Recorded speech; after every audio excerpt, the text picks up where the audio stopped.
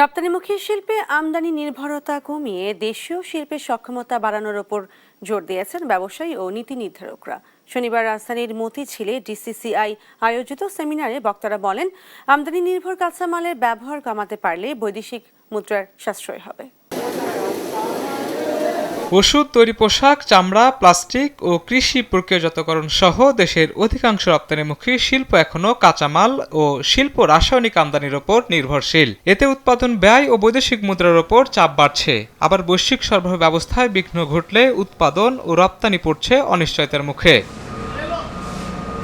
এমন বাস্তবতায় রাসায়নিক নির্ভর রপ্তানিমুখী শিল্পে ব্যাকওয়ার্ড লিঙ্কেজ খাতের উন্নয়ন শীর্ষক সেমিনারের আয়োজন করে ডিসিসিআই। বক্তারা বলেন, দেশীয় রাসায়নিক শিল্পকে শক্তিশালী করে আমদানি নির্ভরতা কমানো গেলে বাড়বে স্থানীয় মূল্য সংযোজন, কমবে উৎপাদন ব্যয় এবং বৈশ্বিক বাজারে রপ্তানি সক্ষমতা আরও শক্তিশালী হবে। এলডিসি গ্রাজুয়েশনের পরে আমাদের ভ্যালুয়েশন কিন্তু লাগবে। 20টার মতো আছে যেগুলো সিনথেসিস করে বানাইছে, এগুলো কেমিক্যাল কিন্তু আমাদের দেশে ঢুকে গেছে। ওষুধ প্রশাসন অধিদপ্তরের প্রতিনিধি জানান, দেশে ওষুধ শিল্পের কাঁচামাল উৎপাদনের সক্ষমতা গড়ে তুলতে সরকার কাজ করছে। আর এনবিআর প্রতিনিধি বলেন, শিল্পের প্রয়োজনীয় কাঁচামাল আমদানির প্রক্রিয়া আরও সহজ করতে উদ্যোগ নেওয়া হচ্ছে। এগুলো তৈরির উদ্যোগ যদি এখন না নেওয়া হয়, ব্যারিয়ার যতই থাক না কেন, উদ্যোগ নিলেই এক এক করে সমস্ত ব্যারিয়ার আমরা ইনশাআল্লাহ ওভারকাম করতে পারবো। আমাদের স্টেক হোল্ডাররা এনবিআর এর সাথে বসেন, তাহলে আমরা বুঝতে পারবো যে আসলে কোন জায়গাগুলোতে আমাদের আরো বেশি কাজ করা দরকার। ডিসিসিআই সভাপতি তাসকিন আহমেদ বলেন, রপ্তানিমুখী শিল্পে আমদানি নির্ভরতা কমিয়ে দেশীয় উৎপাদন সক্ষমতা বাড়াতে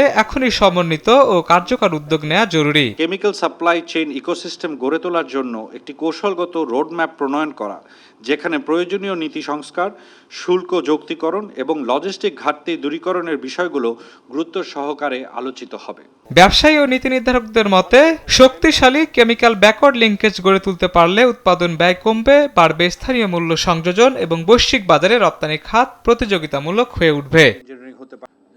শাহিনুল ইসলাম সাগর, দেশ টিভি, ঢাকা। সাবজেক্টে নিয়েছেন এবং খুব